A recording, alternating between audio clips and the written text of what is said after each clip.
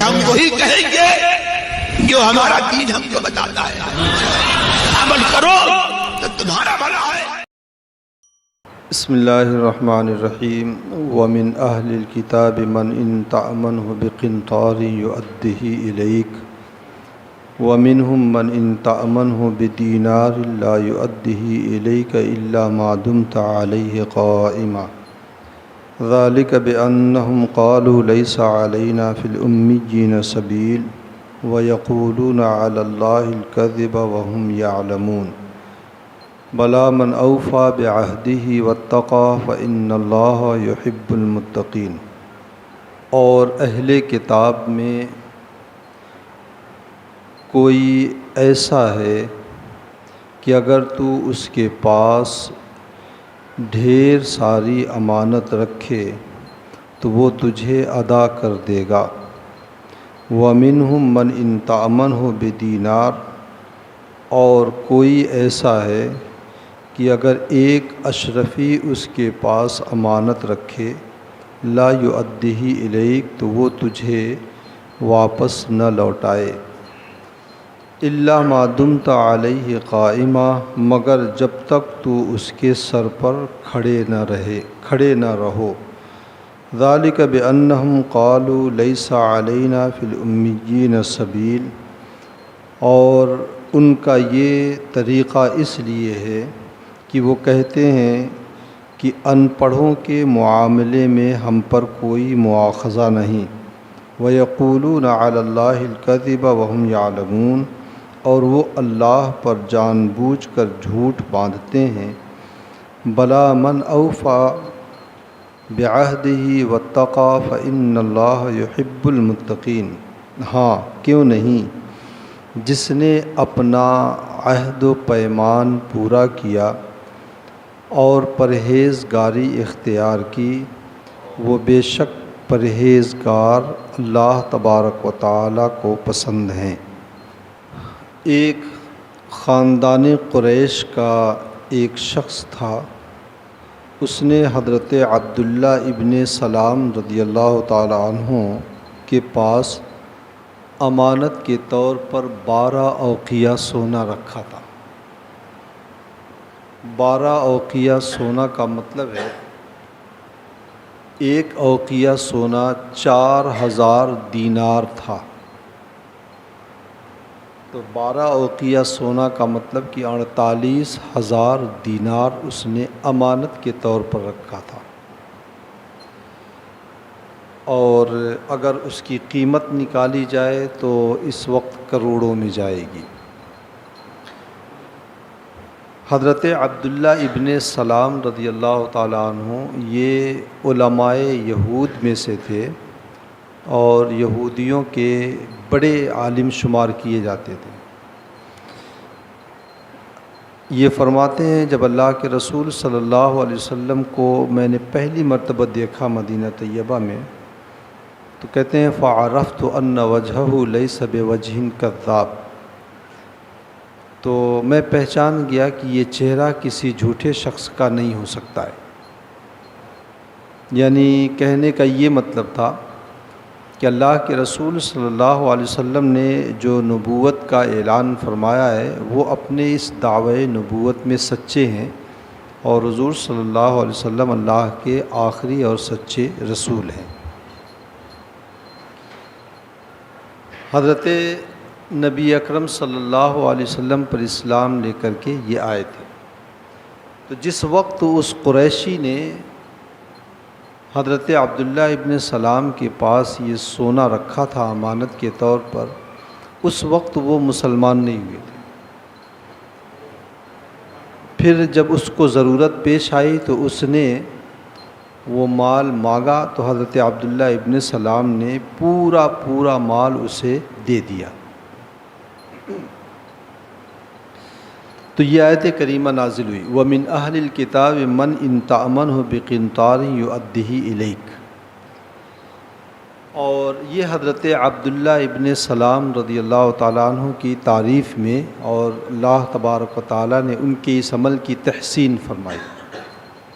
اس کا مطلب یہ ہے کہ امانت داری ایک ایسا وصف ہے بندے مومن کے اندر، بلکہ انسان کے اندر، کہ اگر وہ غیر مومن کے اندر بھی یہ صفت پائی جائے تو وہ بھی جو ہے تعریف کے قابل ہے، اتنی حد تک جتنی حد تک امانت ہے اس کے اندر، جسے آج کل ہم کہتے ہیں ایمانداری، سچائی۔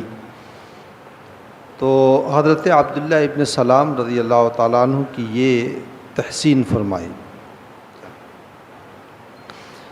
اس آیت کریمہ کے نزول کا ایک وجہ یہ بھی ہے کہ یہودیوں کا یہ دعویٰ تھا کہ ہم حضرت ابراہیم علیہ الصلاۃ والتسلیم کے سب سے زیادہ قریب ہیں اور ان کے دین کے اوپر ہم ہیں، تو ہم سے بہتر کوئی ہو نہیں سکتا ہے۔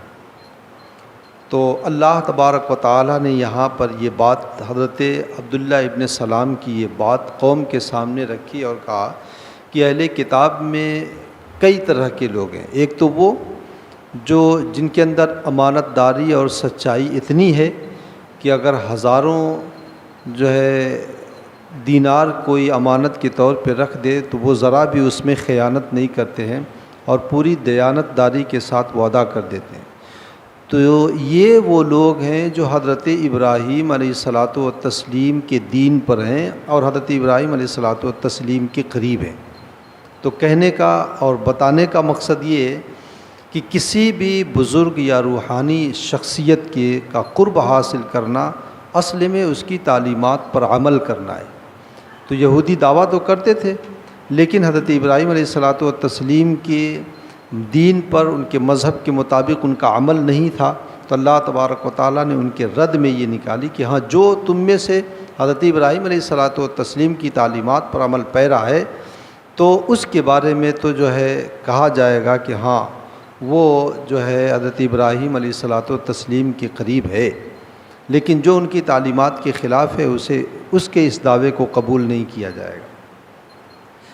دوسری طرف مدینے میں ایک اور واقعہ پیش آیا تھا کہ ایک شخص تھا، یہ جس کا نام فخاس یا فخاس تھا، وہ 1 دینار اس نے امانت کے طور پر ایک یہودی کے پاس رکھا، شاید وہ کعب بن اشرف تھا، تو اس کے پاس اس نے امانت کے طور پر رکھا، اور پھر یہ شخص جو فخاس تھا یہ مسلمان ہو گیا، تو اس کو بہت برا لگا یہودی کو کہ یہ مسلمان کیوں ہو گیا۔ پھر جب مسلمان ہونے کے بعد یہ اپنی امانت واپس لینے کے لیے جب گیا تو اس نے دینے سے انکار کر دیا، کہا میں نہیں دوں گا، تم نے میرے پاس رکھا ہی نہیں ہے، یا جو بھی اس نے کہا ہو، اور دینے سے انکار کر دیا۔ اور اس نے یہ کہا، انہوں نے بہت سارے حوالے دیے، بہت ساری منت سماجت کی، لیکن کچھ نہیں۔ یہ بھی کہا کہ آخرت میں میدان محشر میں کیا جواب دو گے؟ تو اس نے کہا کہ امی کا مطلب ہوتا ہے ان پڑھ، ان پڑھ کا مطلب بغیر پڑھا ہوا۔ حضور صلی اللہ علیہ وسلم کو امی اس معنی کر کے کہا جاتا ہے کہ دنیا میں کسی شخص کے سامنے انہوں نے زانوِ ادب طے نہیں کیا ہے، کسی سے علم نہیں سیکھا ہے، بلکہ نبی رحمت صلی اللہ علیہ وسلم من جانب اللہ عالم بن کر کے آئے تھے، اس لیے حضور صلی اللہ علیہ وسلم کو نبی امی کہا جاتا ہے، یعنی ایسا نبی جس نے دنیا میں کسی مخلوق سے تعلیم حاصل نہیں کی ہے، رب کائنات کی جانب سے۔ تو یہ جو جاہل ترجمہ کر دیتے ہیں، کچھ جاہلوں نے جاہل ترجمہ کیا ہے حضور صلی اللہ علیہ وسلم کی صفت کا، تو ان سے بڑا جاہل کوئی بھی نہیں ہے۔ تو عربوں کو، یہودی اور عیسائی جو ہے عربوں کو امی کہا کرتے تھے، چونکہ عرب پڑھنا لکھنا کم جانتے تھے، ذہین تو تھے اور لکھنے اس لیے لکھنا نہیں جانتے تھے کہ ذہن اتنا تیز ان کا ہوتا تھا کہ ایک مرتبہ اگر 50 اشعار، 100 150 اشعار وہ سنتے تھے تو انہیں یاد ہو جاتا تھا ایک مرتبہ میں۔ خلفائے بنو عباسیہ میں ایک خلیفہ تھا، تو اس نے یہ اعلان کیا تھا کہ جو مجھے سب سے اچھا شعر سنائے گا اور سب سے نادر شعر سنائے گا کہ وہ شعر میں نے نہ کہیں پڑھا ہو نہ سنا ہو، تو ایسی صورت میں جو ہے میں اسے جو ہے بہت ڈھیر سارا انعام دوں گا۔ تو بڑے بڑے اشعار شاعر آتے تھے اور آ کر کے جو ہے اس کو سناتے تھے۔ کہا یہ تو میں سن چکا ہوں۔ تو وہ شاعر پریشان ہو جاتا تھا، کہتا تھا کہ اگر سن چکے ہیں تو سنائیے، تو پورا شعر سنا دیتا تھا ہو بہو ایک دم سے۔ تو وہ پریشان ہو جاتے تھے کہ یہ میں نے لکھا ہے یہ شعر، میں پہلی مرتبہ سنا رہا ہوں اور یہ پتہ نہیں کیسے جو ہے کہہ رہا میں سن چکا ہوں۔ تو راز یہ کھلا کہ وہ اتنا ذہین تھا کہ وہ ایک مرتبہ میں سن کر کے یاد کر لیتا تھا۔ تو ذہن جب کام ہوتا تھا، جب آدمی کا ذہن رہتا تھا کہ کون لکھے گا تو یاد رہے گا چلو، تو اس کی وجہ سے اس کے اندر جو ہے کتابت کا رواج نہیں ہوا۔ خود جو ہے حضرت امام ترمذی رحمۃ اللہ تعالیٰ علیہ، حضور صلی اللہ علیہ وسلم کے وصال کے 200 سال کے بعد ان کی جو ہے 190 سال کے بعد ان کی ولادت ہوتی ہے، حضرت امام ترمذی رحمۃ اللہ تعالیٰ علیہ۔ ان کے پاس ایک 40 سال کا 20 سال کا نوجوان آیا اور آنے کے بعد کہہ رہا ہے آپ مجھے پہچانتے ہیں؟ امام ترمذی نے کہا نہیں پہچانتا تو نہیں ہوں، لیکن 20 سال پہلے میرے پاس فلاں آدمی آیا تھا اور اس کی گود میں ایک بچہ تھا، وہ بچہ تو پورا بدن اس کا ڈھکا ہوا تھا کپڑے میں نے چہرہ بھی نہیں دیکھا تھا، صرف اس کا انگوٹھا کھلا ہوا تھا، اس کا انگوٹھا اور تمہارا انگوٹھا بالکل ایک جیسا ہے۔ 20 سال میں کتنی تبدیلی آتی ہے انگوٹھے میں، لیکن وہ کیا ذہن تھا حضرت امام ترمذی رحمۃ اللہ تعالیٰ علیہ کا۔ تو وہ کہتا ہے کہ وہ میں ہی تھا، وہ بچہ میرے والد آپ کے پاس لے کر کے آئے تھے، میں فلاں کا لڑکا ہوں۔ اتنے ذہین ہوا کرتے تھے۔ حج کرنے گئے تھے تو جو ہے ایام حج میں ان کے استاد سے ملاقات ہو گئی، تو انہوں نے سوچا کہ جو حدیثیں میں ان سے سنا ہوں وہ ایک مرتبہ ریوائز کروا لوں تاکہ اگر کہیں کوئی غلطی ہو تو صحیح کر لوں۔ تو جو لکھے تھے وہ تو گھر پہ چھوڑ کے آئے تھے، حج کرنے کوئی جاتا ہے تو کہاں لے کر کے جاتا ہے۔ تو انہوں نے کہا کہ جو حدیثیں آپ نے مجھے پڑھائی ایک مرتبہ آپ مجھے سنا دیتے تو میں تصحیح کر لیتا، اس میں اگر کچھ کمی بیشی ہوتی تو صحیح کر لیتا۔ کہا ٹھیک ہے۔ وہ سنانے لگے، یہ اپنے اس میں سے ایک سادہ کاغذ نکال کے کھڑے ہو گئے، سننے لگے۔ ان کو شبہ ہوا، تو شبہ ہونے کے بعد جو ہے وہ بھی چالاک تھے استاد، انہوں نے جو ہے 50 حدیثیں دوسری وہ سنا دی جو انہوں نے ان کو پڑھایا نہیں تھا، اور پھر اس کے بعد کہہ رہے ہیں ایسے کر کے کاغذ دے کے کہہ رہے ہیں تم مجھے بیوقوف سمجھتے ہو، اور ناراض ہونے لگے۔ تو امام ترمذی نے کہا حضور آپ نے مجھے جو حدیثیں پڑھائی ہیں وہ یاد ہیں، یہ میں بس یوں ہی لے کر کے کھڑا ہو گیا تھا کہ کہیں آپ کو کچھ تکلیف نہ ہو، اور آپ نے اس میں جو 50 حدیثیں ابھی الگ سے سنائی ہیں وہ ابھی میں سنائے دیتا ہوں۔ اتنی زبردست جو ہے قوت حفظ تھا ان کا عربوں کا، اس لیے جو ہے عربوں میں لکھنے کا رواج نہیں تھا، تو اور پڑھنے وغیرہ کا بھی رواج نہیں تھا، صاحب زبان تھے، تو اس لیے وہ یہ یہودی ان کو امی کہا کرتے تھے۔ تو وہ تو توہین کے طور پہ کہا کرتے تھے، لیکن جو ہے ان کے اندر یہ ایک بہت بڑی خوبی تھی۔ آج بھی عربوں کا جو ہے حافظہ بہت مضبوط ہے۔ میں مصر میں پڑھتا تھا، میرا ایک ساتھی تھا ولید نام کا، 400 صفحے کی کتاب تھی، اس کو ازبر یاد تھی، ایک دم شروع سے لے کے اخیر تک اس کو یاد تھی۔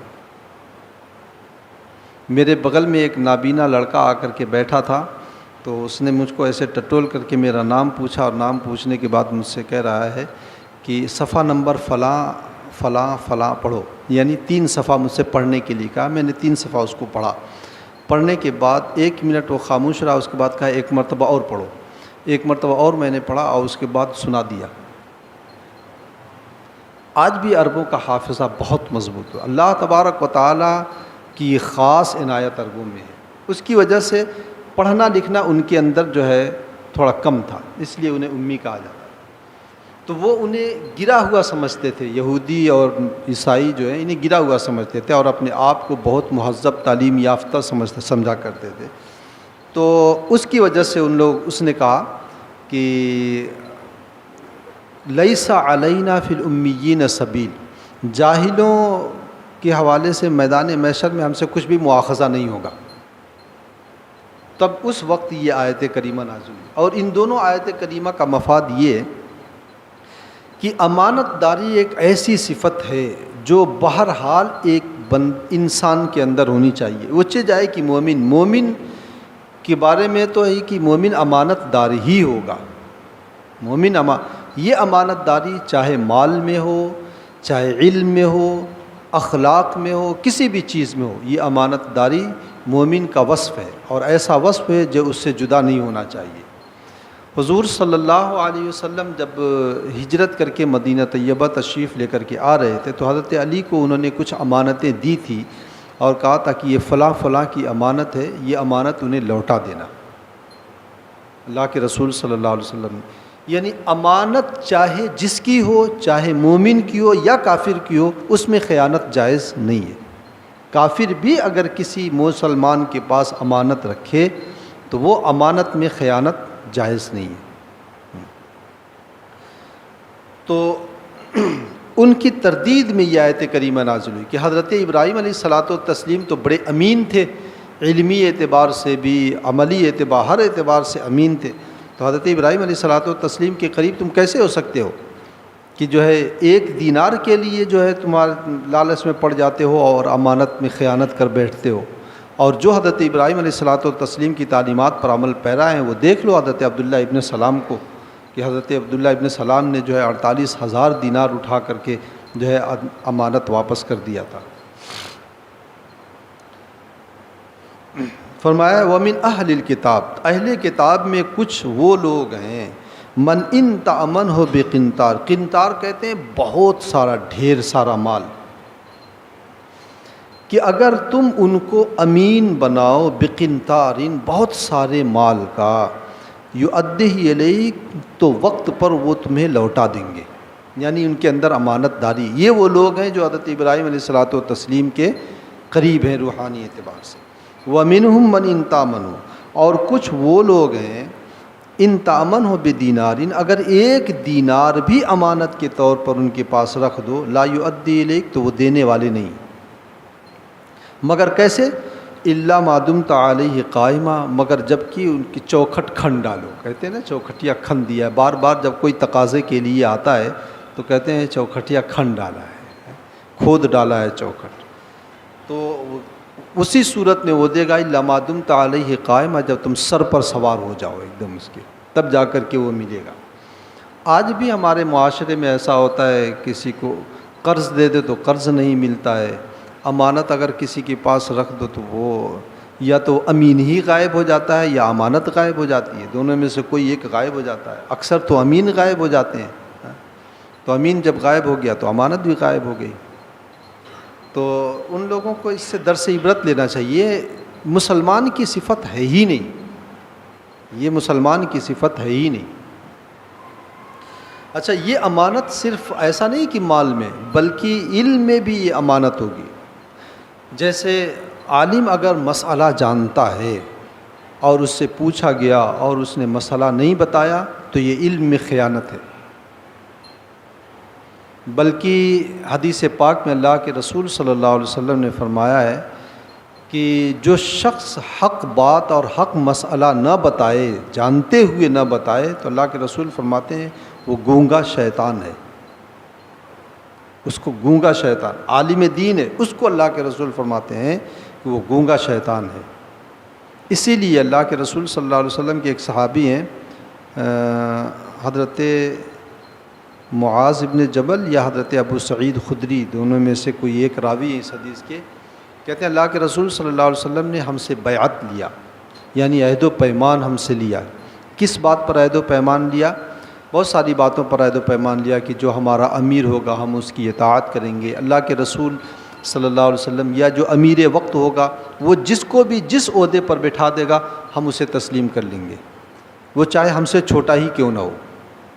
کہ یہ ہم نہیں سوچیں گے کہ ہاں میں تو اس سے بڑا ہوں، مال بھی میرے پاس زیادہ ہے، عزت بھی میری زیادہ ہے، مجھے یہ عہدہ ملنا چاہیے تھا. آج کل ایسا ہوتا ہے نا. اللہ کے رسول صلی اللہ علیہ وسلم نے صحابہ سے یہ عہد و پیمان لیا اور عملی طور پر یہ طرز عمل اپنایا اور صحابہ نے اس کے اوپر عمل کیا.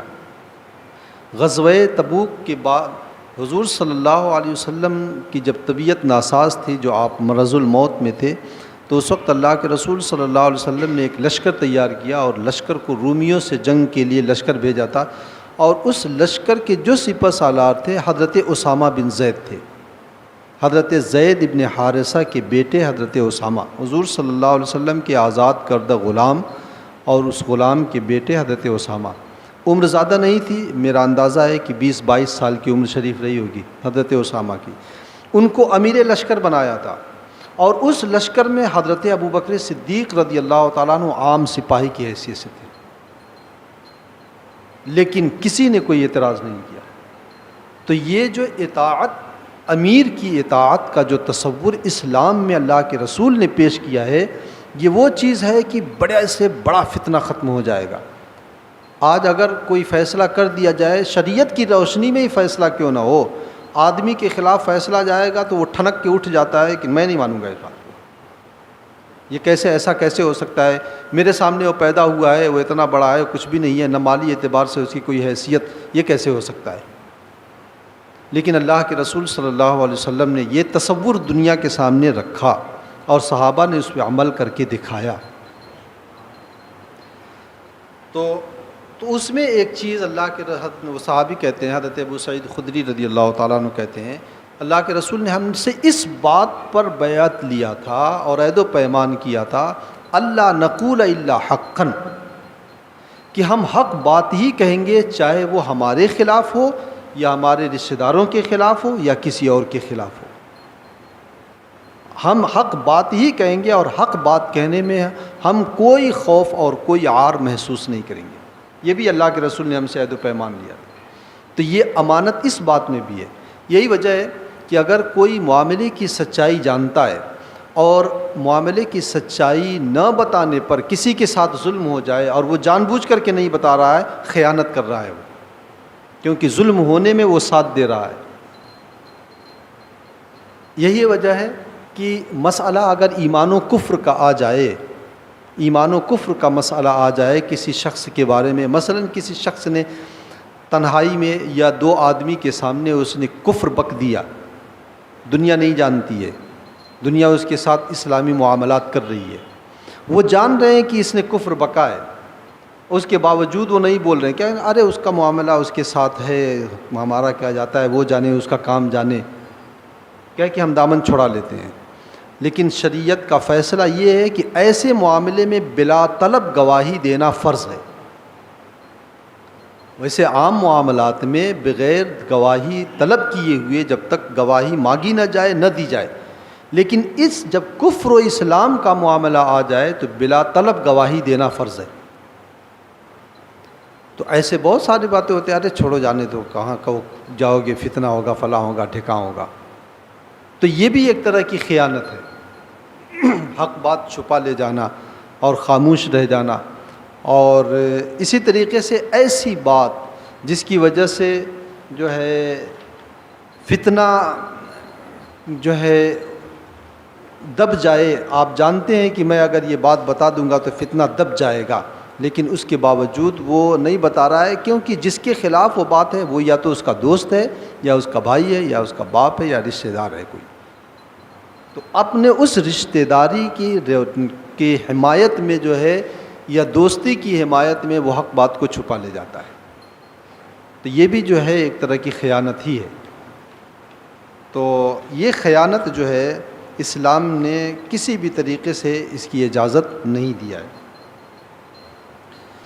ذالک بأنہم قالوا لیس علینا، اور وہ اس لیے یعنی یہودی ایسا اس لیے کہا کرتے تھے کہ ان کا یہ نظریہ تھا کہ لیس علینا فی الامیین سبیل، کہ ہمارے خلاف امیوں یعنی جاہلوں کے بارے میں کوئی مواخذہ ہم سے نہیں کیا جائے گا۔ تو یہ بات تو ایسی ہے نا جیسے گویا انہوں نے رب تبارک و تعالیٰ سے کوئی عہد و پیمان لے رکھا ہو، تبھی تو وہ ایسا کہہ رہے ہیں۔ تو اللہ رب العزت نے اس کی تردید کرتے ہوئے فرمایا وَيَقُولُونَ عَلَى اللَّهِ الْكَذِبَ وَهُمْ يَعْلَمُونَ، جان بوجھ کر کے اللہ پر جھوٹ باندھتے ہیں۔ اللہ رب العزت نے تو ایسی کوئی آیت نہیں اتاری یا ایسا کوئی حکم نہیں اتارا کہ کسی کا کسی کے خلاف کوئی مواخذہ نہیں ہوگا، محشر میں تو سب کا ہر ایک کا مواخذہ ہوگا۔ اللہ کے رسول صلی اللہ علیہ وسلم نے فرمایا ہے کہ اگر پوچھ گچھ ہو گئی، تفتیش جسے کہا جاتا ہے، تو کوئی بچ نہیں سکتا ہے۔ قرآن پاک میں اللہ تبارک و تعالیٰ نے فرمایا لَتُسْأَلُنَّ يَوْمَئِذٍ عَنِ النَّعِيمِ، ہر ایک ایک نعمت کے بارے میں تم سے ضرور پوچھا جائے گا۔ اللہ کے رسول نے ایک حدیث میں فرمایا ہے کہ اولاد آدم کا قدم ٹلنے نہیں دیا جائے گا جب تک کہ اس سے 6 چیزوں کے بارے میں 5 چیزوں کے بارے میں پوچھ نہ لیا جائے۔ سب پوچھا جائے گا، اس کی زندگی کے بارے میں، اس نے وہ زندگی کیسے گزاری، اور مال کے بارے میں، کیسا مال کمایا، جائز طریقے سے ناجائز طریقے سے، کہاں خرچ کیا، جائز جگہ پہ خرچ کیا ناجائز جگہ پہ خرچ کیا، جائز طریقے سے خرچ کیا یا ناجائز طریقے سے خرچ کیا۔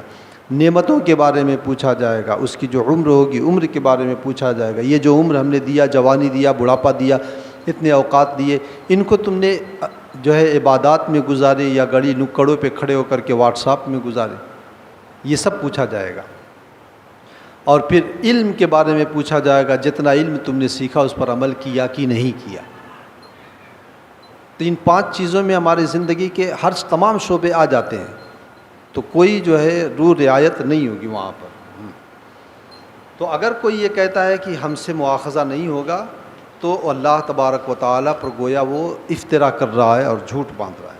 بلا من اوفا بعہدہ، ہاں جو اللہ اپنا عہد و پیمان جس نے پورا کیا، واتقی پرہیزگاری اختیار کی، فإن اللہ یحب المتقین، تو اللہ تبارک و تعالیٰ پرہیزگاروں کو پسند فرماتا ہے۔ یعنی اللہ تبارک و تعالیٰ سے رسول اکرم صلی اللہ علیہ وسلم سے کیا ہوا عہد و پیمان پورا کرے۔ کیا ہوا عہد و پیمان کا مطلب بندہ مومن اللہ کے علاوہ کسی اور کی عبادت نہ کرے، اس کے تمام اوامر و نواہی پر عمل کرے، جو اس نے حکم دیا ہے اس پر عمل کرے، جس سے منع کیا ہے اس سے رکے، فرائض و واجبات پر عمل کرے، اور جو ہے مشکوک مشتبہ چیزوں سے وہ بچے، تو اللہ تبارک و تعالیٰ ایسے لوگوں کو پسند فرماتا ہے۔ اللہ تعالیٰ ہم تمام لوگوں کو تقوی شعار زندگی کی توفیق عطا فرمائے۔ اللہم صلی علی سیدنا شفیعنا نبینا مولانا محمد مبارک وسلم، صلاۃ و سلام علیک سیدی یا رسول اللہ صلی اللہ علیہ وسلم۔ اللہم ربنا تقبل منا انک انت السمیع العلیم وتب علینا انک انت التواب الرحیم، وصلی اللہ تعالی علی خیر خلقہ ونور عرشہ وقاسم رزقہ محمد وعلی آلہ واصحابہ اجمعین برحمتک یا ارحم الراحمین۔